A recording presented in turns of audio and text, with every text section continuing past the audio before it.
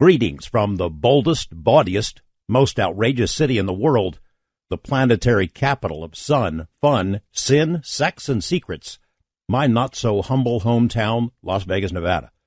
My name is George Knapp, your occasional host, designated driver of the airwaves, and moderator of tonight's upcoming cacophonous cavalcade of conversation. We're sending positive energy to our many listeners in Texas tonight. That state is being hammered by Hurricane Harvey. 130-mile-per-hour winds. Houston, I think, has been deluged with 22 inches of rain by one estimate I read. 11 trillion gallons of rain have pounded Texas so far, and that total will likely double before this is over. Hundreds of thousands of people without power. Thousands have had to be rescued by water. 911 calls overwhelmed the system, and it's not done by any means. I hope you and your loved ones there in Texas are safe and warm and dry somewhere. Hang in there, Texas. Tonight, a bit of a diversion from all the havoc unleashed by this storm. We take on some big-picture questions about the nature of reality and about the future of humanity itself. Coming up in the second half, we dig deep into the promise and perils of artificial intelligence.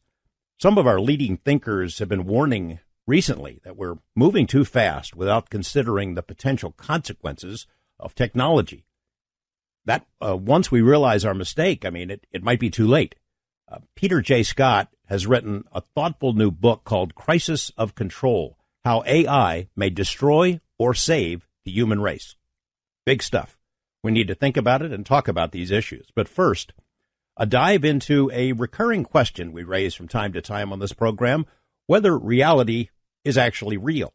Do we live in a matrix, a manufactured, simulated construct, a matrix, if you will, to borrow the term from the movies? And the writer whose works inspired the Matrix movies was sci-fi legend Philip K. Dick. His works have been made into other movies: Blade Runner, Total Recall, the TV series, The Man in the High Castle, many others that we would all recognize. Turns out the author didn't just make this stuff up out of thin air. He has told a disbelieving public that these were fragments of actual memories, not from some past life, but from present versions of himself, other versions of this reality. One of Philip Dick's fans and disciples says the writer had good reason for believing as he did. That's that the man's life was filled with coincidences and synchronicities that went way beyond the pale. And Timothy Green Beckley says many similar things have happened to him as well. He's stitched together a mind-bending collection of weird tales and unusual connections that kind of draw on the works of John Keel, Jacques Vallée, Whitley Strieber, Nick Redfern, and others. It's quite a story. Tim joins me in just a minute or two to jump into this expansive and imaginative look at some of the central questions of our lives, such as, are we real? With that, let's assume the position. Bring in the dog and cat, make a comfy spot for them, put on a pot of joe, slip into the jammies and the bunny slippers, plop down in that Barca lounger, turn down the light, and turn up the radio, because we're about ready to rumble in a moment. The Matrix Control System of Philip K. Dick, Paranormal Synchronicities, as told by Timothy Green Beckley. Welcome back. Author, publisher, movie producer, and paranormal investigator Tim Beckley has traveled the world in search of the unexplained. He's had encounters with men in black, multiple UFO experiences, lived in a haunted house, has written a number of books and produced a number of movies. I remember when I first got into the UFO topic years ago, he had a magazine called UFO Universe, and he was known as Mr. UFO. It's way overdue, Tim, to have you on the program. Good to have you here. Well, George, thank you for having me on. I've been looking forward to it. In fact, I'm so delighted to be on that I feel like I'm living in three lifetimes simultaneously tonight.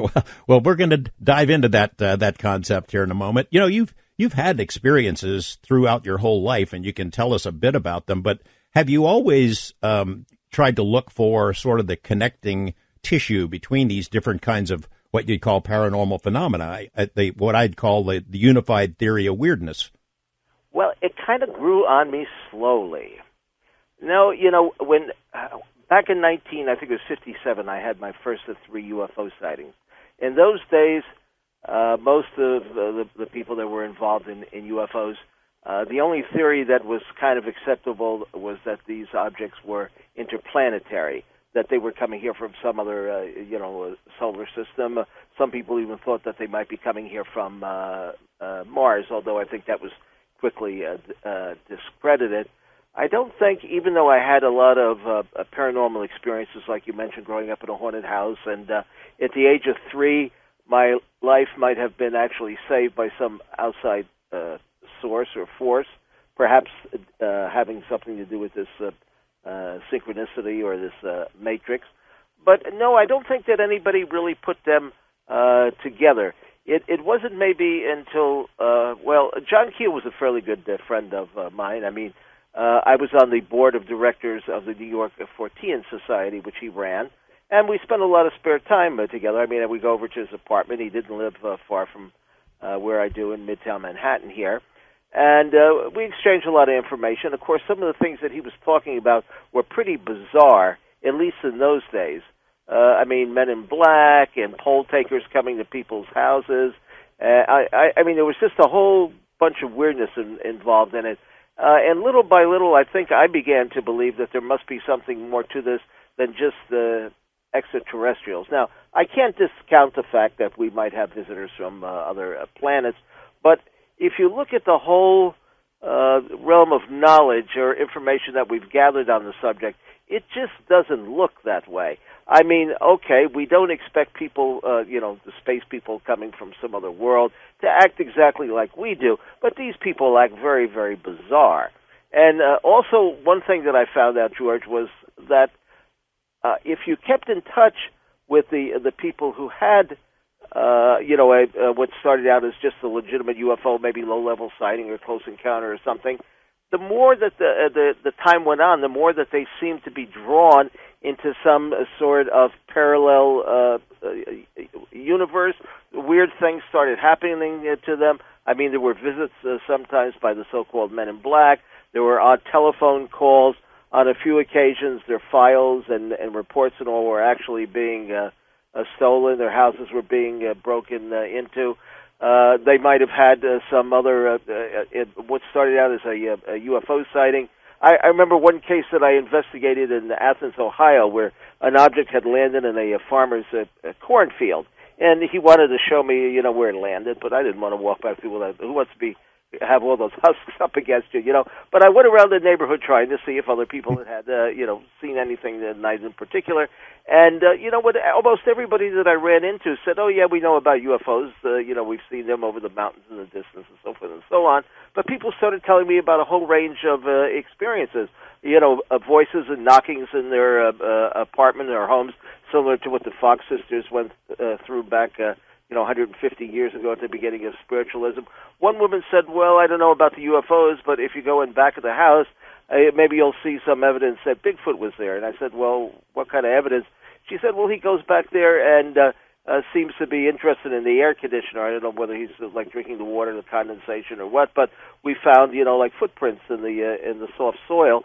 Well, I went and looked, and I can't say that I really saw it on that occasion because it was more rocky than anything else, but there seemed to be a growing, realization on my part that, hey, something is amiss here. We can't just say that this is, people from other planets or humanoid beings coming here and scraping up soil samples and going back or doing medical exams. There seemed to be something a lot more bizarre than that.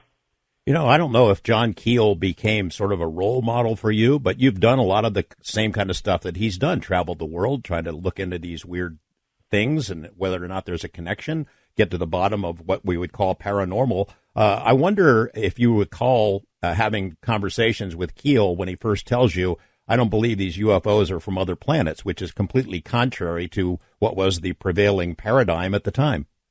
Well, at the time that I met John, I was involved with a group here in New York, Saucers for short. It was the Saucers and Unexplained Celestial Events Research Society. It was an organization that was an offshoot of Jim Moseley's Saucer News magazine. And he would have meetings on a regular basis, like once or twice a month. He would rent a small hotel banquet room. In those days you could get one for $35 or $40 that seated 100 people or so. And so we had some pretty unusual lecturers. I was his assistant, and some of them brought in this interdimensional idea. We did try to have different approaches to the subject. Jim never really was too much into the extraterrestrial theory. He thought or was convinced for at least a brief period of time that somehow the CIA was involved in this. And of course, they've claimed over the years, that they were responsible for a lot of UFO sightings and all. But that we can reject pretty much, pretty quickly, because what are these objects that they're talking about? They're talking about, planes that flew at a very high altitude, and a lot of these reports, or a good percentage of them, or at least were at treetop level or hovering over a backyard. Landing in fields, leaving impressions in the ground, stalking people. It got to the point that I was getting phone calls, late at night from people who claimed that these things were harassing them. These things, there were poltergeist phenomena. There were lights going on and off in their homes. There were weird sounds. In fact, I knew somebody fairly well who had a series of sightings. It started with a object that was hovering across the street in a wooded area near where they lived in New Jersey, and things started disappearing in their home. And we found this being repeated over and over and over again, where things would disappear, but they would appear several days or a week later in a very odd location. Now, I remember an incident when I had an office on Fifth Avenue when I was doing UFO Universe magazine, which I packaged for 11 years along with 5 or 6 other offshoots of that. We would get phone calls, and people would stop in, usually unannounced, actually. And one day I got a visit from a gentleman who sold diamonds on approval, and he was very upset because he said that he had been given a very expensive diamond package with quite a few diamonds in it, because he had a potential customer for it. And this is the way I understand the business is normally done. But he was in Israel, and he was driving along towards, I think, Tel Aviv, he told me, at night, and all of a sudden there was a fog bank in front of him. Well, he drove into the fog bank. He thinks he might have had some missing time, but this was before even Bud Hopkins started doing his research of the missing time and abductions and all. So we really didn't consider that all that important at the time. But when he came out the next day, he went to check on the diamonds, and they were gone from the pouch that he had them in. And he was frightened because he said, hey, these guys are serious. If they think I walked off with $1 million in diamonds or something and come up with some crazy story, they're going to be more than upset. So he wanted to know what I thought that he could do. And outside of going to the Wailing Wall, I suggested, I said, George, in a lot of these cases, the objects that are missing will show up, within a week after they disappeared, but not necessarily where you think that where you lost them or where you think that they might be. And sure enough, I did hear from the fellow, 6 months later or something, thanking me and saying that they did show up. So how do you explain that? I mean, there's got to be some a parallel universe or something that's happening here that twists time around. Well, I've been down this road a bit myself with the Skinwalker Ranch stuff. We investigated sort of family that had had UFOs and orbs and all that stuff, but also creatures and then poltergeist type stuff. Just weird things moving around that shouldn't be able to happen, and then they'd reappear just as you explained. You mentioned earlier about these events that seem to be just bizarre. It's like they're bizarre on purpose. I'm thinking about, for example, Hopkinsville, which had its anniversary last week. Oh, yes. We all watched the eclipse on the TV from there. Yeah. Yeah, it's just like it happens on purpose, almost as a display or a performance. Well, one of the things that I have come to accept is that there is a great trickster element in this. That people ask me, well, all these synchronicities you have, and we'll go into a few of the most peculiar ones. Is this proof of, God, or is it proof for some higher intelligence? Well, I have to admit, I don't know what it's proof of. Let me just start out, if I can, with a short story. Sure. Recently, I was with my friend Maria D'Andrea, who's a psychic. She writes books for us. And we take off for Atlantic City every once in a while, just because it's nice to get out of town. Who wants to be in New York, in Midtown Manhattan, where all the hammering and bangering and skyscrapers and all going up, So neither one of us gamble, but we like to go there, and you get a room very economically. You're on the beach, you're on the ocean, plenty of people watching. Great place to people watch. Yeah, and just a great place to hang out. It's economical, and it's not far. You hop on the bus, and you're there in 2.5 hours. Okay, so we get on the bus, and we're headed towards the casino of our choice, and about an hour and 45 minutes after you get on the road, you pull off the Parkway, and you pull into Atlantic City, and the bus goes down the main street, and it goes kind of an odd route, I guess. It at least lets off people at a couple of different casinos. So as we're getting pretty close to our destination, we're looking out the window doing sightseeing, and I point to two statues of the Blues Brothers that are on a bed and breakfast within 2 blocks of where the casino is that we're going to stay at. And, of course, you and I both know that Dan Aykroyd is a big fan of UFOs. He's helped MUFON out over the years. He's done his own video on the subject. Now, I don't know if many people realize the fact that his grandparents actually had spiritualist seances in their home, and he grew up kind of hovering outside the parlor door watching the seances take place. And his father, who is still with us, and who is a comedian, he's in show business as well, wrote a book about 6 or 7 years ago, which I have in my collection, talking all about the early days of spiritualism. So I pointed this out to Maria as we passed the statues on top of the bed and breakfast of this hotel that I don't even know what it was. And she said, oh, yeah, she had heard that, he was interested in the subject. And, of course, he wrote the script to Ghostbusters, which is now, up to Ghostbusters 3 or something like that. Very popular series. And obviously... Tim, we're going to go to a break here in a second. So I hate to interrupt the story right there, but I promise we'll pick it up on the other side.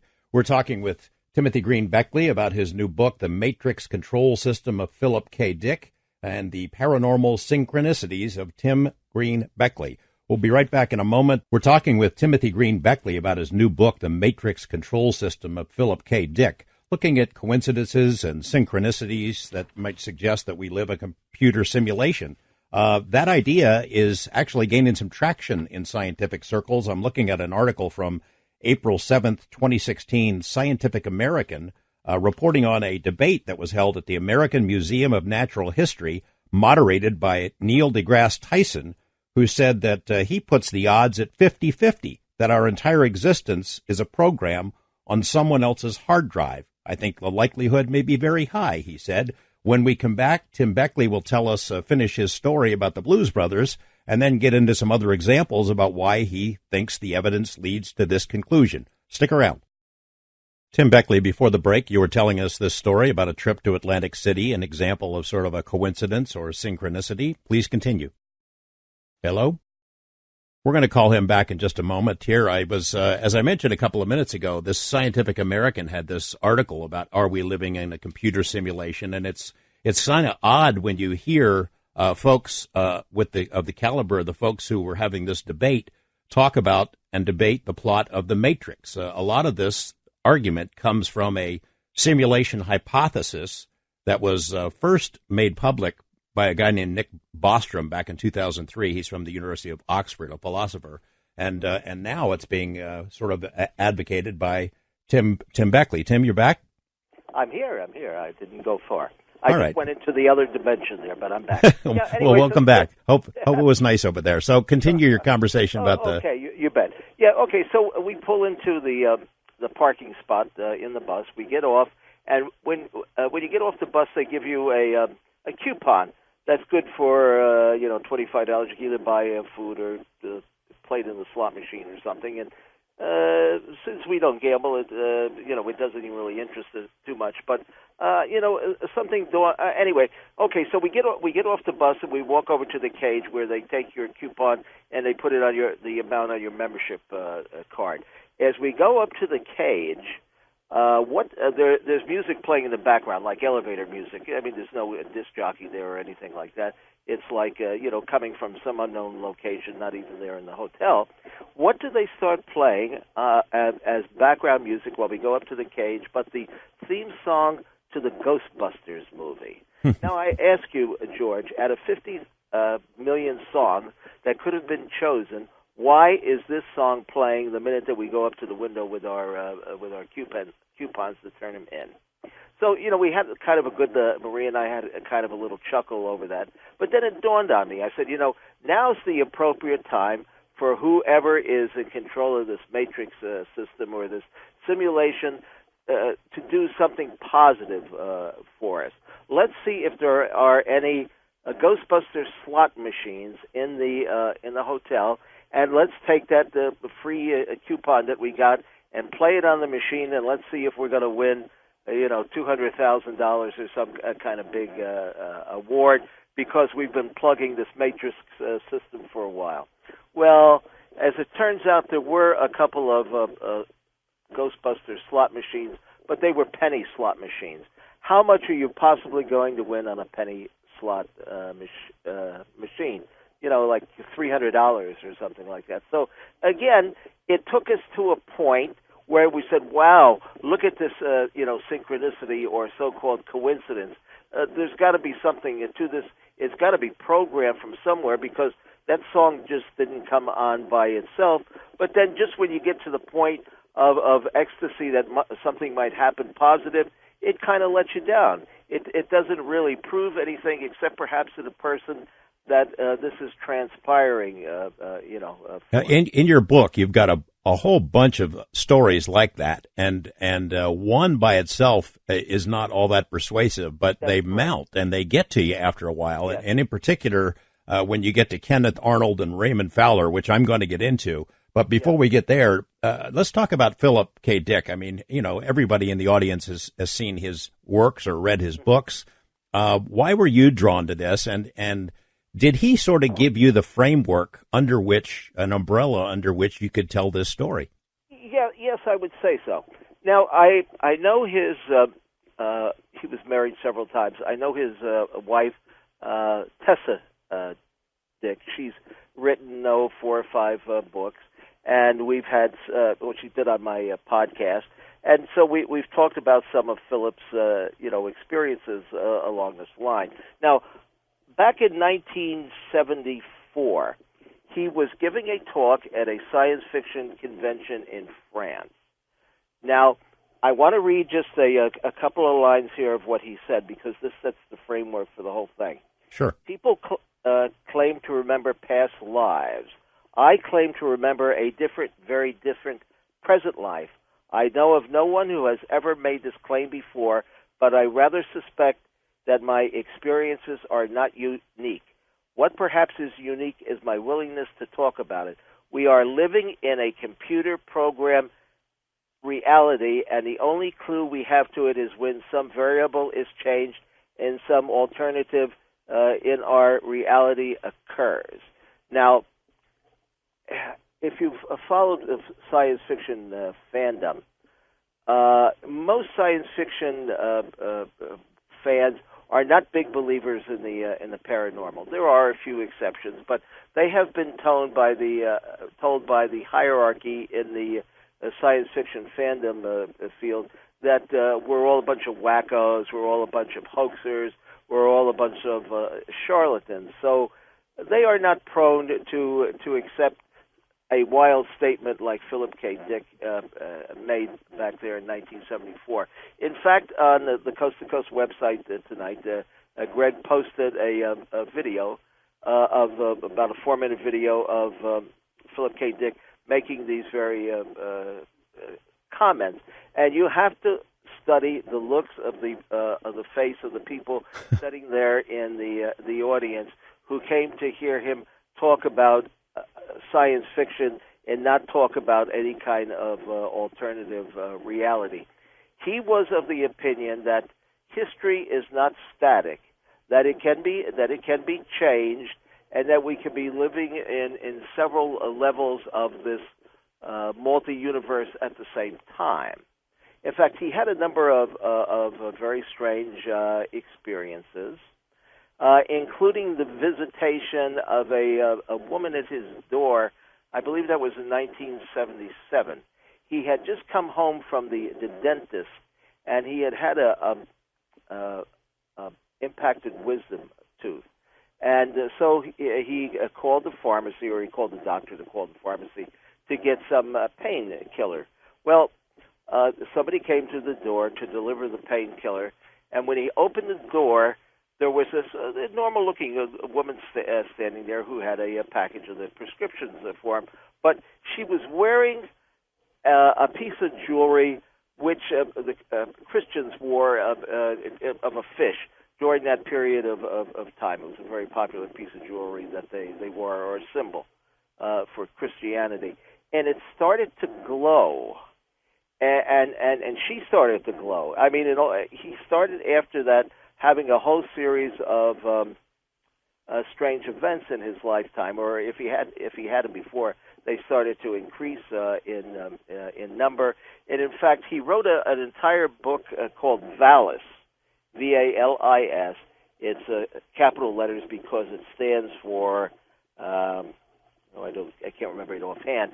But he takes what happened to him and builds a whole science fiction story about it. Now, people thought that he was using drugs and he was hallucinating and so forth and so on, but some of the information that he actually got from this source, this Valis, turned out to be accurate. In fact, his son had a hernia, and apparently they had taken the child to the doctor, and it had not been diagnosed properly. Well, after he got this information through paranormal sources, he took the child back to the doctor, told the doctor the information that he had received, probably not describing it in great detail, and it turned out apparently that the child's life might have been in great danger if he had not followed this information that had been given to him by this otherworldly source.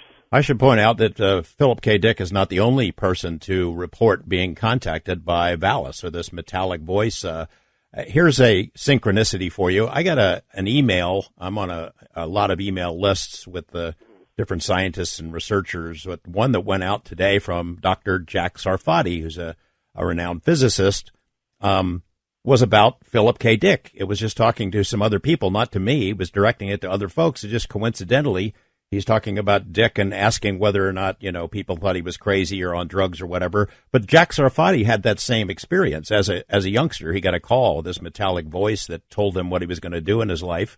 And I think John Keel got a call like that, didn't he, during the Mothman era? Well, he did. Yes, he was in a motel in Point Pleasant, West Virginia.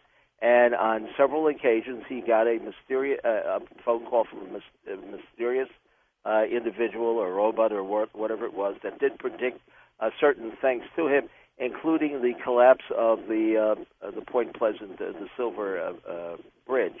Now, in the movie, I think this voice is identified as Indrid Cold, but Indrid Cold had absolutely nothing to do with that. Indrid Cold was the supposed space person that a contactee by the name of Woodrow Derenberger had met, but somehow they lumped everything, Hollywood, they lumped everything together, and the voice turned out to belong to Indrid Cold, but it really had no connection to that. Greg Bishop sent me the note about VALIS. It stands for Vast Active Living Intelligence System, and it's very consistent with what Dr. Jacques Vallée has said, and you wrote about that in this book, how Vallée has long contended that UFOs and related phenomena are some sort of a control system, that whatever this intelligence is, it uses it to direct us in ways that we don't completely understand.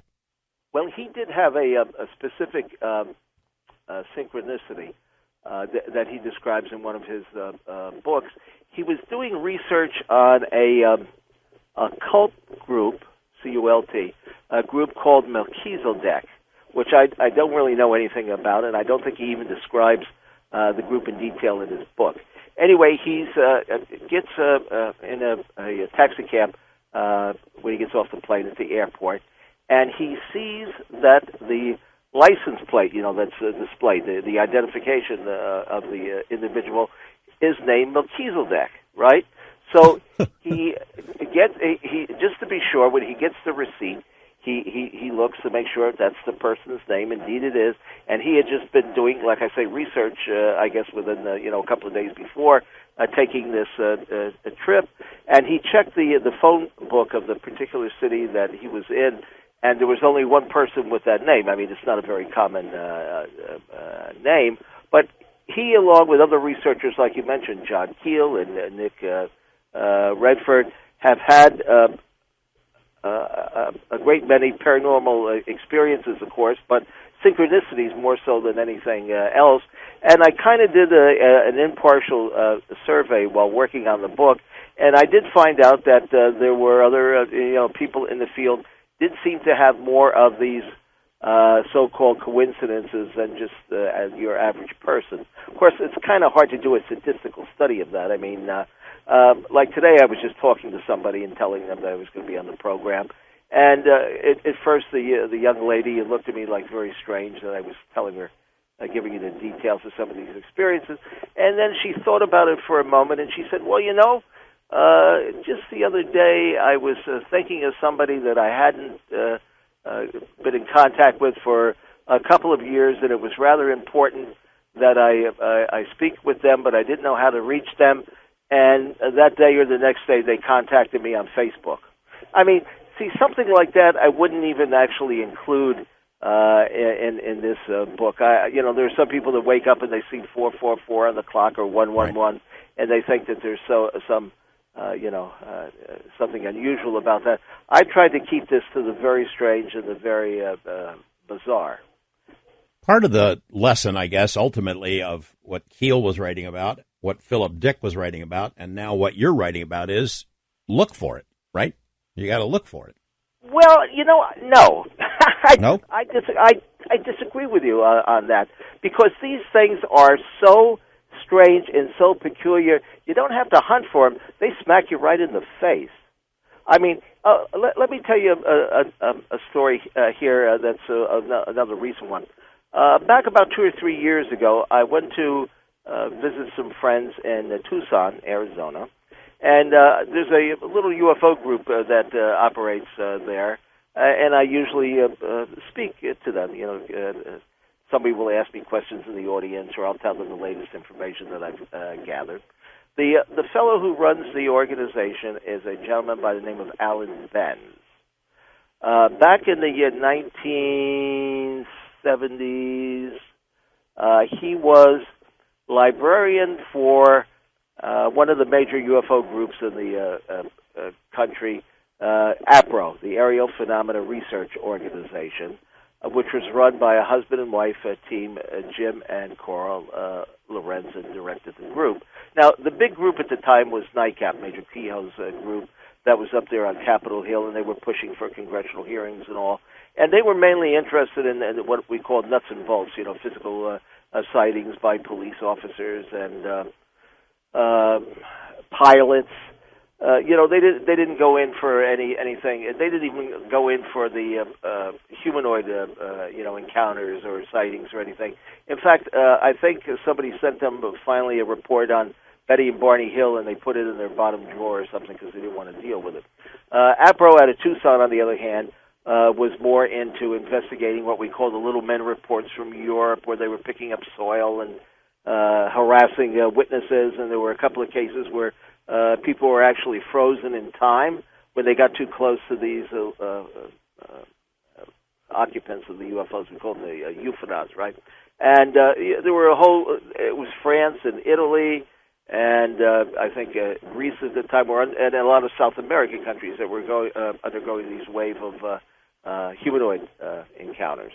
Well, this is what particularly interested Betty and Jim and Coral Lorenzen. I mean, they weren't interested too much in the sighting reports of pilots or police officers. They wanted the creature reports, the occupant reports. And so Alan Benz was the librarian for the group, and he had to file all this information and all. And one day, Jim and Carl Lorenzo got in touch with him and said that they had gotten a call from Columbia Pictures. And Columbia Pictures was starting to collect information on a movie which later turned out to be Close Encounters of the Third Kind. And this was before Dr. Hynek was involved in the project. And so Carl and Jim turned the project over to Alan Benz, the librarian, to give the Columbia whatever information they might need to head the movie in the right direction.